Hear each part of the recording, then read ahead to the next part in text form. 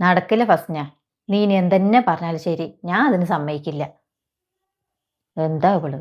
നിന്നെ ഈ 10, 22 വയസ്സുവരെ നോക്കി വളർത്താന്നുണ്ടെങ്കിലേ നിനക്ക് പറ്റിയ ആളിനെ കണ്ടുപിടിച്ച് കെട്ടിച്ചു വിടാനും നമുക്കറിയാം. എന്താ നീ വിചാരിച്ച്? എവിടെയോ കിടക്കുന്ന ഒരുത്തനെ കൊണ്ടുവന്ന് കാണിച്ചു തരുമ്പോഴേക്കും നമ്മളതിന് സമ്മതിക്കുന്ന? ആ, നടന്നതന്നെ. കല്യാണം എന്താ കുട്ടിക്കളിയല്ലേ നോക്കാ? ഇത് മറ്റേ നിന്റെ വാപ്പാന്റെ ചെവിയിൽ അറിയേ വേണ്ടുള്ളൂ. അറിയാലോ നിന്റെ തന്തന്റെ സ്വഭാവം. നല്ലത് കേൾക്കും നിനക്ക്. കൂടുതൽ എനിക്കും കേൾക്കും എന്റെ വളർത്ത് ദോഷാ പറഞ്ഞിട്ട്. അതുകൊണ്ട് എന്റെ മകൾ ഈ പൂതി ഞങ്ങൾ മനസ്സിന്ന് മാറ്റി വെച്ചോ. നമ്മളിപ്പോൾ നിനക്ക് കൊണ്ടുവന്ന ആലോചന ഉണ്ടല്ലോ, അതിന് നീ സമ്മതിച്ചോ? ഇതന്നെയായിരുന്നു നല്ലത് എന്ന് നിനക്ക് പിന്നീട് മനസ്സിലാവും.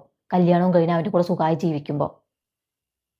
അല്ലെങ്കിൽ ഇപ്പം നീ പറയുന്ന പ്രേമവും ഇഷ്ടമൊക്കെ ഈ പ്രായത്തിൽ എല്ലാവർക്കും തോന്നണത് തന്നെയാണ്.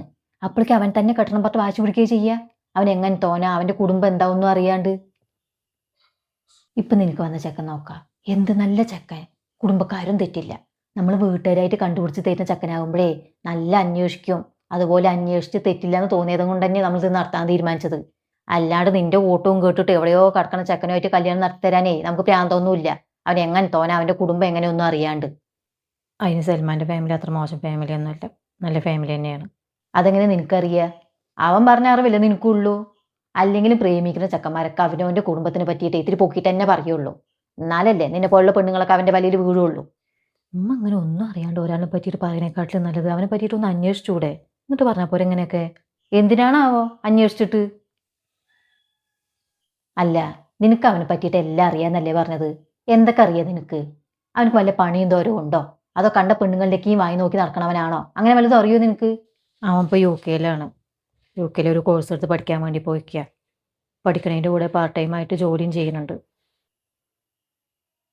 വീട്ടിൽ ഉമ്മയും ഉപ്പയും ഒരു ഇക്കയുള്ളത്. ഇക്കാക്ക് ഇപ്പോൾ കല്യാണമൊക്കെ നോക്കുന്നുണ്ട്. ഇക്കാൻ്റെ കല്യാണം കഴിഞ്ഞിട്ട് വേണം നമ്മുടെ കാര്യം വീട്ടിൽ പറയാനെന്നൊക്കെയാണ് അവൻ പറഞ്ഞിട്ടുണ്ടായിരുന്നത്. ഓ, അപ്പോൾ അവൻ്റെ പഠിത്തവും കഴിഞ്ഞ് അവനക്കൊരു ജോലിയും ശരിയായി, അവൻ്റെ ഇക്കാൻ്റെ കല്യാണവും കഴിഞ്ഞ് അവൻ നിന്നെ കെട്ടാൻ വരുമ്പോഴേക്കേ എൻ്റെ മകൾക്ക് ഇവിടെ നിന്ന് മൂക്കിൽ പല്ലു മുളയ്ക്കും. ഇനി അതും അല്ല, അവൻ അവിടെ നിന്ന് വലിയ ജോലിക്കാരനുമായി അവിടെയുള്ള ഏതെങ്കിലും ഒരു പെണ്ണിനെയും കെട്ടി അവിടെ തന്നെ കൂടിയാലേ എൻ്റെ മകൾ അവനെയും കാത്ത് ഇവിടെ ഇരിക്കുക തന്നെ ഉണ്ടാവുള്ളൂ. അവൻ അങ്ങനെയൊന്നും ചെയ്യില്ല. അവൻ എന്നെ കെട്ടാൻ വേണ്ടിയിട്ടാണ് പഠിക്കണതിൻ്റെ കൂടെ ജോലി തന്നെ ചെയ്യണം. ഇക്കാൻ്റെ കാര്യമൊന്നും നടക്കാണ്ട് നമ്മുടെ കാര്യം വീട്ടിൽ പറയാൻ പറ്റില്ലല്ലോ ഓർട്ടാണ് നമ്മുടെ കാര്യം ഇപ്പോൾ വീട്ടിൽ പറയാണ്ടിരിക്കണം. എടീ, ഇതൊക്കെ അവൻ്റെ വെറും പറച്ചിലല്ലേ. ഇതൊന്നും ഒരിക്കലും നടക്കില്ലാന്നേ എനിക്ക് നന്നായിട്ട് അറിയാം. എടീ, നീ അവൻ്റെ പഞ്ചാര വർത്തമാനത്തിൽ മുഴുകിയിരിക്കാണ്ടേ ചുറ്റും കണ്ണു തുറന്നൊന്ന് നോക്ക്, നാട്ടിൽ എന്തൊക്കെ നടക്കണമെന്ന്. പെൺകുട്ടികൾക്ക് അവൻ്റെ വീട്ടുകാർ തീരുമാനിച്ച കല്യാണത്തിന് നിൽക്കാണ്ടേ അവൻ്റെ ഇഷ്ടത്തിന് ഇറങ്ങിപ്പോയിട്ട് എത്ര പെൺകുട്ടികൾ ജീവിതത്തിൽ രക്ഷപ്പെട്ടിട്ടുണ്ട്. ഒക്കെ കല്യാണം കഴിഞ്ഞ് 4 ദിവസം ആകുമ്പോഴേക്കേ കൂടെ പോയവൻ്റെ തല്ലും തോഴിയും സഹിക്കാൻ പറ്റാണ്ട് തിരിച്ച് വീട്ടിൽ തന്നെ വന്ന ചരിത്രം ഉണ്ടായിട്ടുള്ളൂ. ഇനി അതും അല്ലെങ്കിൽ വീട്ടുകാരുടെ മുഖത്ത് നോക്കാൻ മടിച്ചിട്ട് സ്വയം എന്തെങ്കിലും കടുങ്ങുകയും ചെയ്യും.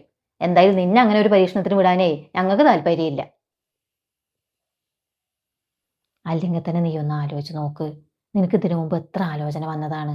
നമ്മൾ അതൊക്കെ വേണ്ടാന്ന് വെച്ചതും ഇപ്പം ഈ വന്ന ആലോചന നടത്താൻ തീരുമാനിച്ചതും ഇവരത്രയും നല്ല ആൾക്കാരാണ് നമുക്ക് തോന്നിയത് കൊണ്ടാണേ.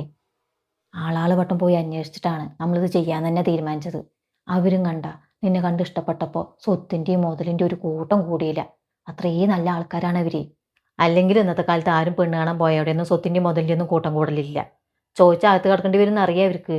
അതിന് നിങ്ങൾ ഇത്ര പൊക്കി പറയേണ്ട ആവശ്യമൊന്നുമില്ല. പിന്നെ അതുകൊണ്ടൊന്നല്ല, അവർക്ക് നമ്മുടെ നക്കാപ്പിച്ച കിട്ടിയിട്ടൊന്നും വേണ്ട. അതന്നെ നമ്മുടെ ചെക്കനെ അന്വേഷിക്കാൻ പോയപ്പോഴും ചെക്കൻ്റെ വീട് കാണാൻ പോയപ്പോഴൊക്കെ കണ്ടത് തന്നെയല്ലേ അവൻ്റെ വീടും കൂടിയൊക്കെ. എന്താ വീട് പറഞ്ഞിട്ടാണ്. കല്യാണം കഴിയുമ്പോൾ നിനക്കൊക്കെ മനസ്സിലായിക്കോളും എന്തിനാ അമ്മ അന്ന് അങ്ങനെയൊക്കെ പറഞ്ഞതെന്ന്. അപ്പം നിങ്ങൾ അവൻ്റെ സ്വത്തും മുതലും കണ്ടപ്പോൾ അതിൽ വീണിക്കുകയാണ് അല്ലേ? ആ, അങ്ങനെയാണെങ്കിൽ അങ്ങനെ.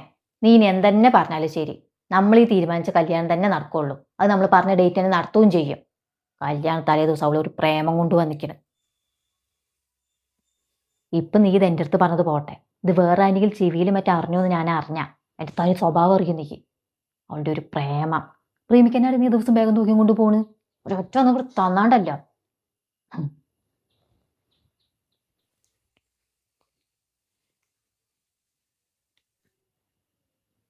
ഒരു കാട്ടും കിടും.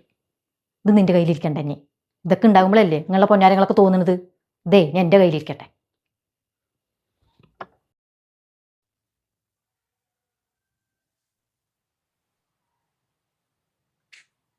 ആ ജാസ്മിയെ, നീ എവിടെയാണ്? വീട്ടിലാ? ആ, വീട്ടില്. എന്താ അത്താ? ഒന്നുമില്ല. ഉമ്മേ, അവിടെ നിന്റെ അടുത്ത് മറ്റുണ്ടാ? ഉമ്മ ദാ ഉള്ളിലെ ഹാളിലാണ്. ഞാനിവിടെ ബേക്കഷ്ട ഒരു പണിയില്ല. ഒന്നും പറയണ്ട എൻ്റെ ജാസ്മിയെ. മനുഷ്യന്റെ മനസ്സമാധാനം പോയിന്ന് പറഞ്ഞാൽ മതിയല്ലോ.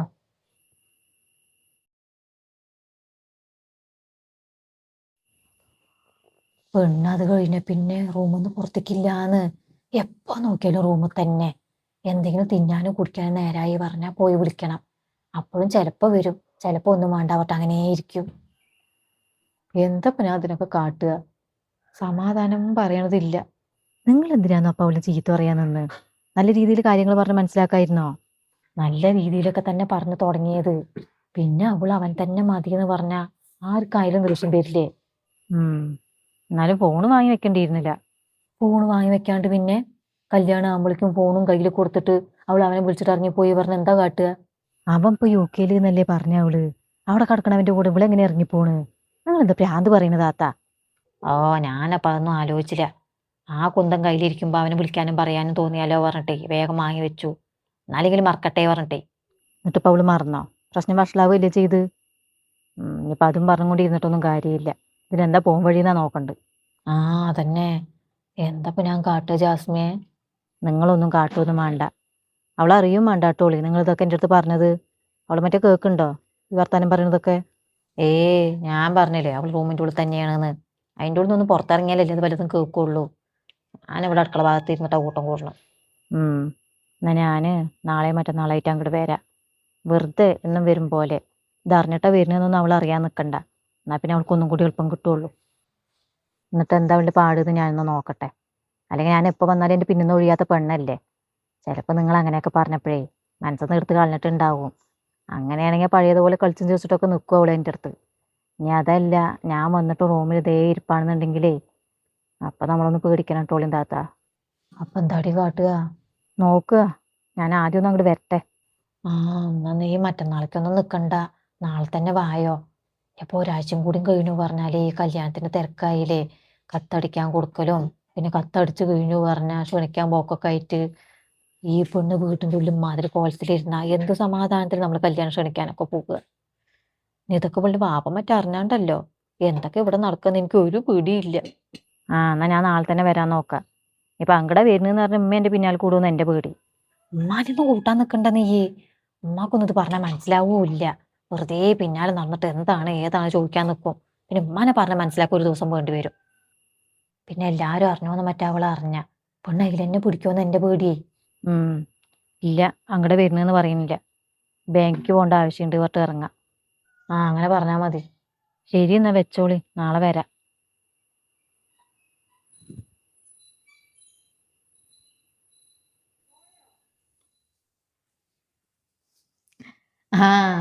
ധാരാപ്പത് എന്താ ഒരു മുന്നറിയിപ്പ് ഇല്ലാണ്ട്? എനിക്ക് ബാങ്ക് വരെ ഒന്ന് വരേണ്ട ആവശ്യം ഉണ്ടായിരുന്നേ. അപ്പൊ ഇവിടെയും കൂടി ഒന്ന് കയറിയിട്ട് പോകാ വിചാരിച്ചു. എന്നാ വാ.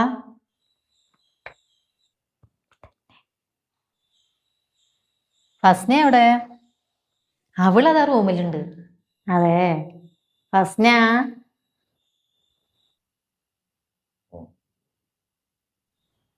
എന്താടി എവിടെയും പോകാനില്ലാത്തോണ്ട് 24 മണിക്കൂർ ഈ ഉറക്കം തന്നെ? അമ്മായി എപ്പോഴാ നീ ക്ലാസ് തുടങ്ങണ്? ഇപ്പൊ സ്റ്റഡി ലീവ് അല്ലേ? ഇനി എക്സാം ഒക്കെ കഴിഞ്ഞ് ക്ലാസ് തുടങ്ങുമ്പോഴേക്കൊക്കെ 2 മാസം ആവും. അതെന്തായാലും നന്നായി കല്യാണ സമയത്ത് ഇങ്ങനെ ഒരു ലീവ് കിട്ടിയത്. അല്ലെങ്കിൽ ക്ലാസ് എക്സാം പോയിട്ട് ടെൻഷൻ അടിക്കണ്ടേ?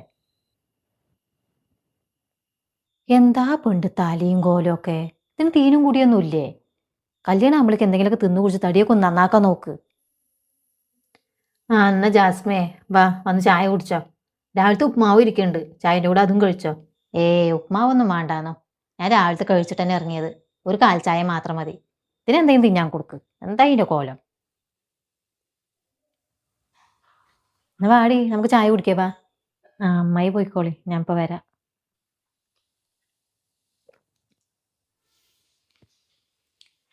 കണ്ട ഈ ഇരിപ്പന്നെ 24 മണിക്കൂറും.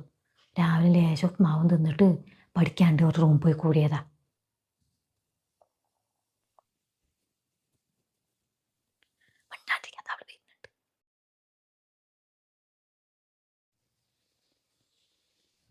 എന്നിട്ട് കല്യാണത്തിന് എവിടെ നിന്നാണ് സ്വർണ്ണമൊക്കെ എടുക്കണ്?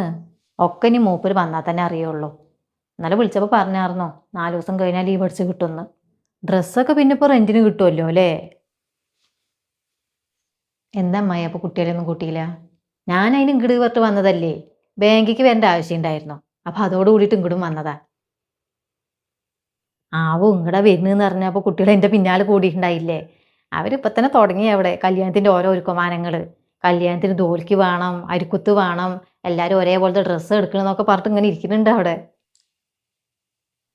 കുറേ ആയില്ലേന്നോ നമ്മുടെ കുടുംബത്തിൽ ഇങ്ങനെ ഒരു കല്യാണം കൂടിയിട്ട്. എല്ലാവരും നല്ല പ്ലാനിങ്ങിലാ. ആ പിന്നെ ഒരു സംഭവം ഉണ്ടായി താത്ത. നമ്മുടെ തൊട്ടയൽപ്പക്കത്തെ സുബൈദ താത്താനെ അറിയില്ലേ നിങ്ങൾ? ഏത്? ആ വാടകയ്ക്ക് താമസിക്കണവരാ? ആ അവരെന്നെ. അവരുടെ മകള് ഏതോ ഒരുത്തൻ്റെ കൂടെ ഒളിച്ചോടിയെന്നു. അതാ, എന്താ ഒരു കഷ്ടം. നല്ലൊരു പെൺകുട്ടിയായിരുന്നല്ലോ, നല്ല ഹൈറ്റിൽ, അധികം തടിയൊന്നും ഇല്ലാണ്ട്. ഞാൻ എപ്പോഴും വീട്ടിലേക്ക് വരുമ്പോൾ നീ കാണിച്ചു തന്നിട്ടില്ലേ പുതിയ വാടകക്കാരാ പറഞ്ഞിട്ട്? ആ അതന്നെ. ആ പെണ്ണ് എന്തിനോ പഠിക്കായിരുന്നേ, കൂടെ പഠിക്കുന്ന ചെക്കനായിട്ട് ഇഷ്ടപ്പെട്ടിട്ട് ഇറങ്ങി പോവത്ര ചെയ്ത്. ഇവൾക്ക് നല്ല നല്ല ആലോചനകളൊക്കെ വരുന്നുണ്ടേ, കാണാനും തെറ്റില്ലാലോ. എത്ര നല്ല ആലോചന വന്നാലും പെണ്ണ് ഇപ്പോൾ വേണ്ട, പഠിക്കണം പഠിക്കണം, പഠിത്തം കഴിഞ്ഞിട്ട് കല്യാണം മതി എന്ന് പറയൂ അത്രേ. ഇപ്പം ഈ അടുത്ത് ഏതോ ഒരു ആലോചന വന്നത്രേ, വലിയ തെറ്റില്ലാത്ത ആൾക്കാരെ തോന്നണോ. അപ്പം അത് വീട്ടിൽ തീരുമാനിക്കണമെന്ന് കണ്ടപ്പോൾ പെണ്ണ് പെണ്ണ് പാട് നോക്കിയിട്ട് പോയി. എന്താ ഒരു കഷ്ടം. ആ അതന്നെ പറയണേ. അതുകൾ പാവം കരച്ചിലും പറച്ചിലൊക്കെ ആയിട്ടേ മരിച്ച വീട് പോലെ കഴിഞ്ഞായിരുന്നു. ആ പിന്നെ അങ്ങനെ തന്നെയല്ലേ, ഇത്രയും കാലം നോക്കി വളർത്തിയിട്ട് ഇമ്മാതിരി പണി കാട്ടിയ. ഞാനൊക്കെ ആണെങ്കിൽ എപ്പോൾ അത്യാൾക്ക് വന്ന് മരിച്ചു ചോദിച്ചാൽ മതി. എങ്ങനെ എന്നാലും അല്ലേ ഈ പെൺകുട്ടികൾ ഇത്രയും കാലം നോക്കി വളർത്തിയ വീട്ടുകാരനെയൊക്കെ മറന്നിട്ട് ഇന്നലെ കണ്ട ചെക്കന്മാരുടെ കൂടെ ഇറങ്ങിപ്പോണ്.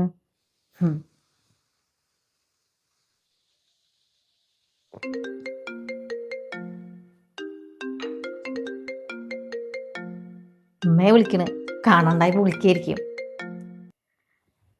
ഹലോ. ആ അതപ്പോൾ വരമ്മ. ഇല്ല തിരക്കൊന്നുമില്ല, അതാ വരാൻ നിൽക്കുക തന്നെ. ആ അപ്പോൾ വരാം, ശരി വെച്ചോളി. ഞാൻ പോകാൻ നോക്കട്ടെ ടോളി. കാണാണ്ടായപ്പോഴേക്കും കണ്ട വിളി വന്നു. ഉച്ചയ്ക്ക് ചോറിനാറാകുമ്പോഴേക്ക് എത്തിയില്ലെങ്കിലോ പറഞ്ഞിട്ടേ. ചോറും കറിയൊക്കെ ആക്കി വെച്ചിട്ടുണ്ട്. നല്ല എടുത്തുണ്ണ നല്ല മടിയാ, വളമ്പ് മുമ്പിൽ കൊണ്ടുപോയി വെച്ച് കൊടുക്കണം. ഞാനൊന്ന് നടക്കട്ടെ ടോളി. ഫസ്ന, ഞാൻ എല്ലാവരും കൂടി വരാട്ടാ. ആ ശരിയാത്ത.